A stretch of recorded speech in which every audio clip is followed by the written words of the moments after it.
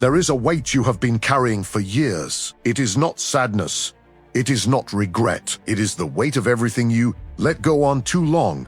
Situations that became survival habits. People you kept choosing because walking away felt too much like cruelty. Versions of yourself you kept performing on the outside, even when you already knew they were no longer you on the inside. There is something nobody talks about when it comes to this. It is not the situation itself that weighs the most. It is the accumulation of days when you knew you should have acted, and you did not. It is the memory of every time you stayed quiet, smiled, kept going, because it was easier than explaining, because explaining requires the other person to understand. And you already knew they would not. The question is not how much you can still handle. The question is why you are still measuring your strength by how many things you can tolerate. Because there is a profound difference between endurance and maturity. And for a long time, you confused the two. Enduring became a virtue. Tolerating became an identity. And while you were enduring, life kept moving, and you kept accumulating. And the weight kept growing, nameless, addressless, with nobody to hand it to. But a phase arrives, and it does not arrive with noise. It arrives on an ordinary day, an ordinary afternoon, when you look at something or someone and think, with a clarity that catches you off guard. I have known for a long time that this no longer fits who I am. It is not anger. It is not bitterness. It is recognition. It is the distance between who you were and who you are becoming. And who you are becoming does not have room for everything that stayed. Not because you have grown cold, not because you stopped caring, but because you learned, in the slowest and most expensive way possible, that carrying what no longer serves you is not loyalty, it is waste.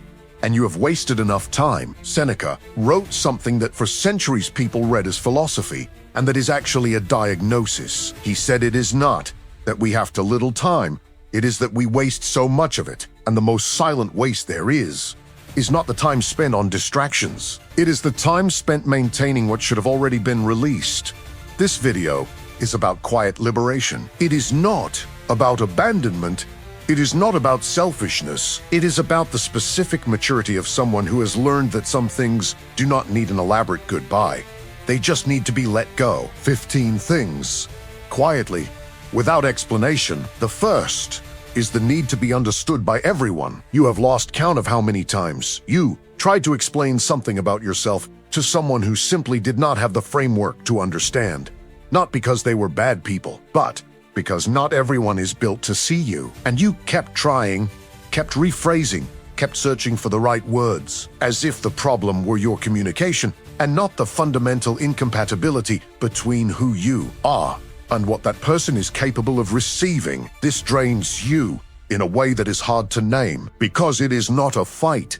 It is not a crisis. It is just the exhaustion of being consistently misunderstood by someone you are not going to stop loving, but who will also never fully see you. Marcus Aurelius wrote to himself, not to publish, not to impress anyone, that it was useless to expect others to see the world as you do. Everyone acts from what they know, and what they know is rarely enough to understand you completely. Eliminating the need to be understood does not mean stopping communication. It means stopping the pursuit of understanding from those who cannot give it. It means accepting that some people will love you with the eyes they have, and that those eyes do not reach you fully, and that this is okay. You do not need everyone's understanding to know who you are. And there is something in this pattern that goes far beyond any one specific person. The second thing is the guilt for having changed. There are people around you who preferred the version of you that existed before. More available, muddy, flexible, more willing to give in. And when you changed, when you started setting limits where before there were none, when you started saying no where you once always said yes, those people felt as if you had taken something from them, and they made sure to communicate that feeling in direct or indirect ways, until you began to wonder if you had been wrong to change. You were not wrong. You grew, and growth unsettles those who were comfortable with your stagnation.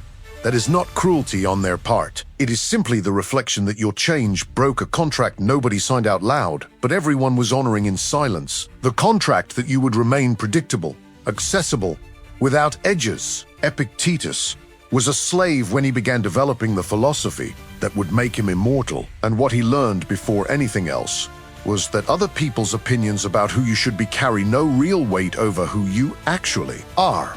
None. The guilt you feel for having changed is borrowed. It is a guilt others placed on you because your transformation inconvenienced their lives. Let that guilt go. You are not responsible for the discomfort of those who were invested in your previous version. But the guilt for having changed has a sister, and she is even harder to release. The third thing is the obligation to justify your choices. You made a decision. Maybe it was leaving a job, ending a relationship, pulling back from someone, moving to a different city, changing direction, changing your mind about what you want from life. And before you even finished arriving at the decision in your own mind, you were already building the argument, the explanation, the justification that would make your choice palatable to the people around you. But why? Your choices do not need to be approved to be valid.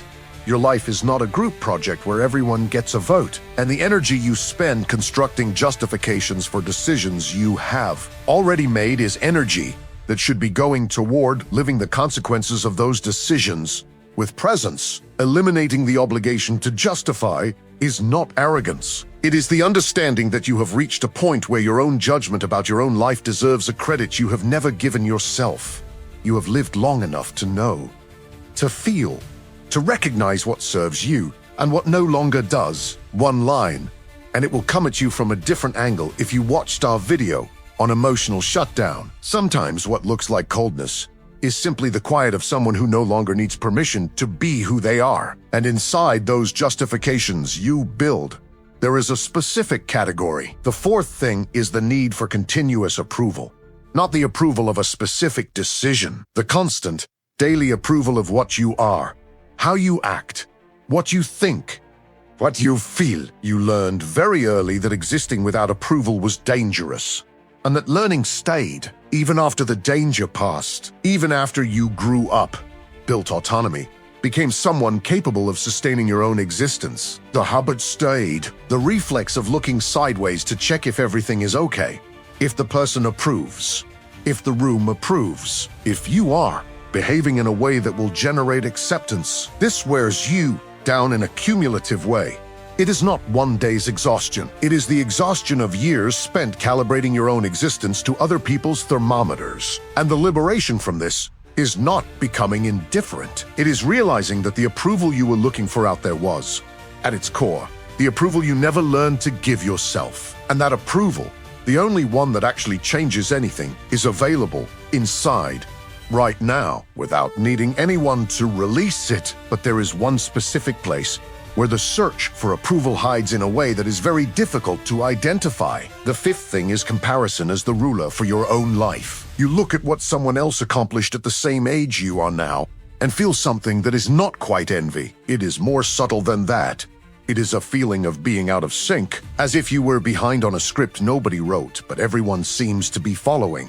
But the script does not exist.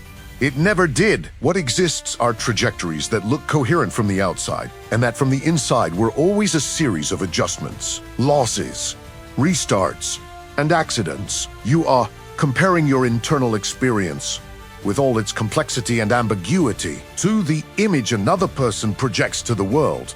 That is always an unfair comparison. For you, Marcus Aurelius governed an empire and still wrote to himself that there was no point in comparing his own nature to another's. Each person has their own function, their own time, their own path of flourishing. Comparison implies there is a single standard, and the only standard life recognizes is the standard of singularity. Your path is not behind. It is unfolding at the only pace possible for it, which is its own. And while you compare, there is something being quietly protected that also needs to be released. The sixth thing is the resentment you still carry from people who are no longer in your life. They left, or you did. Either way, the relationship ended, but the resentment stayed, sometimes disguised as indifference, sometimes disguised as a story you tell about what happened, where you are always the one who was wronged, where the other person always made the bigger mistakes, where the blame distributes in a way that fully absolves you. Except carrying resentment towards someone who is already gone is like drinking poison and waiting for the other person to feel the effect. It does not happen. They moved on, and you stayed here, revisiting reprocessing, reopening in a conversation that only exists inside your head. Seneca wrote that it is characteristic of a great mind to forgive, but forgiving is not absolving the other person. It is not saying that what happened was right. It is refusing to let the past consume the present. It is recognizing that resentment does not protect you. It only keeps you anchored to a story that already ended. Releasing resentment is not forgetting. It is choosing not to let what hurt you continue defining who you are today. And that resentment often lives in a very specific place that most people never name directly. The seventh thing is the version of yourself you still perform so as not to disappoint people who have known you for a long time. There are people who have known you since before the change, since before the growth, since before you arrived at where you are now. And when you are around them, you regress, not completely, but enough to notice the way you speak shifts a little. Your opinions become a little more timid. Your presence becomes a little smaller because you learned that these people have an image of you, and disappointing that image creates a discomfort that is more work to manage than simply fitting into it for a few hours. Except every time you do that, you pay a price, not an immediate one, not a visible one, but a real one. It is the price of having divided who you are into versions for each audience, and of no longer knowing, in some moments, which one is the version you would be if nobody were watching. Epictetus said that the free person is the one who depends only on themselves, not on approval, not on expectation, only on themselves. And the freedom he described was not the absence of relationships. It was the presence of an identity that does not dissolve depending on who you are talking to. You can love the people who have known you for a long time and still not return to who you were in order to please them. Both things fit together, and there is an eighth thing that lives right beneath that one, deeper and harder to name. The eighth thing is the fear of taking up too much space.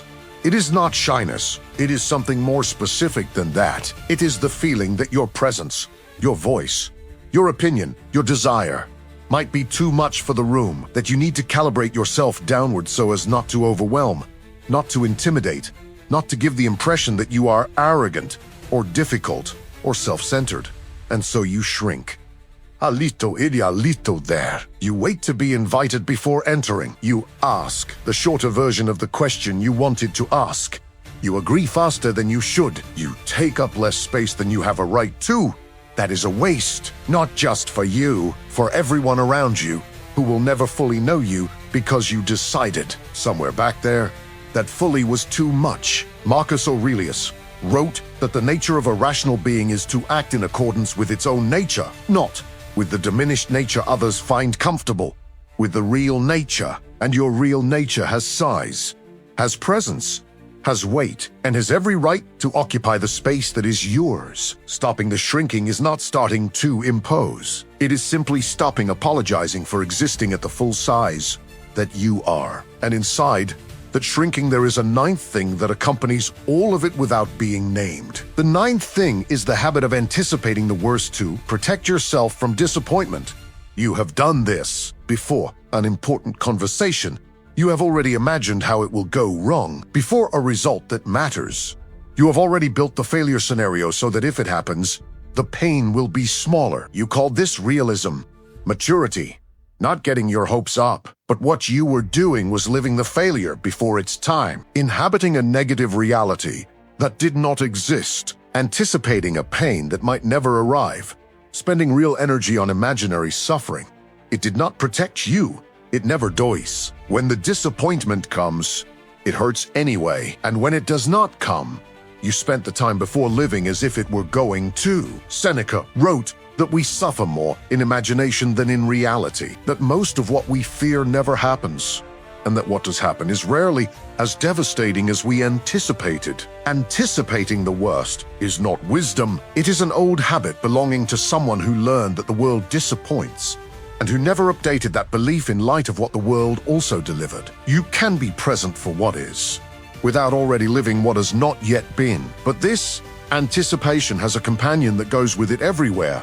The 10th thing is the guilt around resting. You rest, and you feel like you should be doing something, like idle time is wasted time, like there is a backlog of tasks that justifies any pleasure or pause only if they were earned by sufficient productivity. And since sufficient productivity rarely arrives, real rest is rarely permitted. You learned this somewhere, from a culture that turns rest into laziness, from a family where a person's value was measured by how much they did, from a period of life when stopping had a real cost that no longer exists today, but whose ghost still circulates. Rest is not a reward. It is a need. It is part of what sustains everything else you do, and treating your own body and mind as resources that exist to be pushed to the limit is a form of slow violence that most people practice without recognizing it as such. Epictetus taught that the wise person knows what is within their power and what is not, and being at peace with your own rhythm, respecting your own limits, is one of the most concrete forms of wisdom that exists. Rest without apologizing, without justifying, without calculating how much you did before to deserve stopping. And alongside rest, there is an 11th thing you have not yet allowed yourself to release. The 11th thing is the loyalty to relationships that have already run their course. You still keep in touch with someone because they were important once. You still show up because there is a history to long to ignore. You still invest because walking away would look like ingratitude. And ingratitude is something you cannot tolerate in yourself. But cycles end, not because of anyone's fault, not because of betrayal, sometimes simply because two paths that were walking together have reached a point where they no longer share the same direction. And continuing to force the overlap of those paths is not loyalty. It is reluctance to acknowledge what both of you already know. There is a dignity in closing a cycle with care, in honoring what was without pretending it still is, in saying, even if only to yourself, that it was good while it lasted, and that it lasted the right amount of time. Marcus Aurelius wrote that it is a waste of time to grieve what can no longer be changed, and the relationship that has already run its course belongs in that category. You can be grateful for what was, and still recognize that holding on to what has ended is not love. It is fear of empty space, and the empty space that closure creates holds inside it a 12th thing you need to eliminate. The 12th thing is the attachment to an identity that no longer represents who you are. There is a way people refer to you, a role you occupy in a group, in a family, in a work environment. The strong one, the responsible one, the one who solves things, the one who always shows up, the one who never complains. And you incorporated that role so completely that it became your skin. Except there is a difference between what you do and what you are. And when what you do becomes the only definition of what you are, you lose access to everything that exists in you beyond that role. The vulnerability that can never appear because the strong one cannot show weakness. The need that can never be named because the one who solves things cannot need help. The rest that can never be taken because the one who always shows up cannot be absent. Seneca wrote about the freedom of being whole, of not having to manage the image others hold of you, of existing with all the contradictions that compose you without having to choose which ones are allowed to show. You are not just the role you play, and the maturity of recognizing that, of allowing yourself to be more than the character others need you to be, is one of the deepest forms of quiet elimination there is. But that character casts a specific shadow. The 13th thing is the tendency to put everyone else's needs before your own. You do this almost without noticing. You are the first to ask how someone else is doing and the last to answer honestly when someone asks about you. You are the one who resolves other people's problems before your own. The one who postpones what you need for yourself because someone around you needed it first. This is not pure generosity. At some point it became a mechanism, a way of avoiding the discomfort of putting yourself first, which has always sounded like selfishness to you, even though you know intellectually that it is not. And the cost of this is that you live according to a line that never ends. There will always be someone in need. There will always be an urgency that justifies postponing what is yours. There will always be a reason your turn does not come today. Your turn is not going to come on its own. You are going to have to choose it. Epictetus said that whoever does not know how to take care of themselves cannot truly take care of anyone else. Not because prioritizing yourself is selfish, but because you cannot give from a place of emptiness, and you have been emptying yourself, little by little, putting everyone else first. It is not about stopping caring for others. It is about including yourself on the list. And when you begin to include yourself, a 14th thing needs to go with it. The 14th thing is the rigidity about who you must be, instead of curiosity about who you can still become after a certain age. There is a temptation to conclude, to say, I already know who I am. I already know what I like.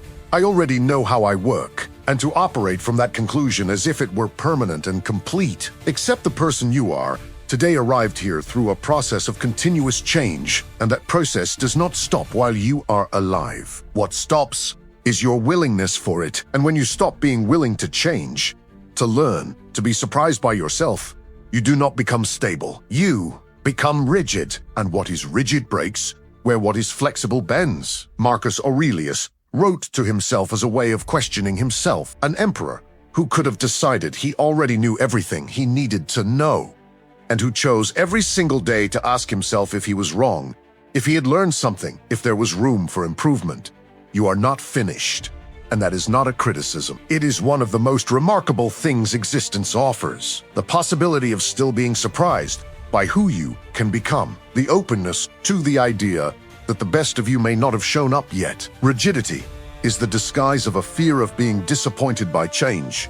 Curiosity is the courage to risk it anyway. And the 15th thing brings together everything that came before. The 15th thing is the belief that you need a reason large enough to change. You are waiting for a sign, an event, a crisis serious enough to justify the turning point, a moment of absolute clarity that gives you permission to finally act on what you have known for years. Except that moment rarely arrives with fanfare. It has already arrived multiple times.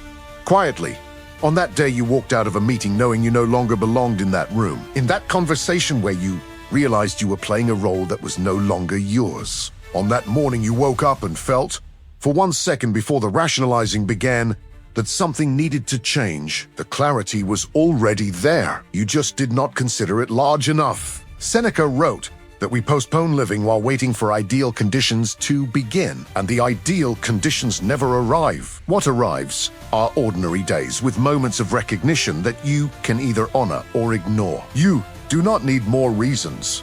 You already have enough. What you need is permission, and that permission does not come from outside. It never has. It has always been here, waiting for you to stop asking someone else to give you what only you can give yourself. Eliminating quietly and without explanation is not abandonment. It is the most mature form of self-care that exists. Care for yourself, for the time you still have, for the version of you that is still becoming. You will not leave here with a to-do list. You will not wake up tomorrow different because you watched this video. But something happens when you hear clearly what you already knew. A confirmation that does not need words to settle in. The weight you were carrying when you started watching, it has a name now. And what has a name can be set down. Write in the comments, I choose to let go, not for the channel, for yourself, as an affirmation of what you have already decided somewhere that had not yet found a voice. Epictetus left something that for a long time was read as hardness. But that is actually the opposite, he said. Make your choice a fortress, and nothing outside it will ever have the power to imprison you. What you eliminate is not what weakens you. It is what frees you to build what you have not yet built.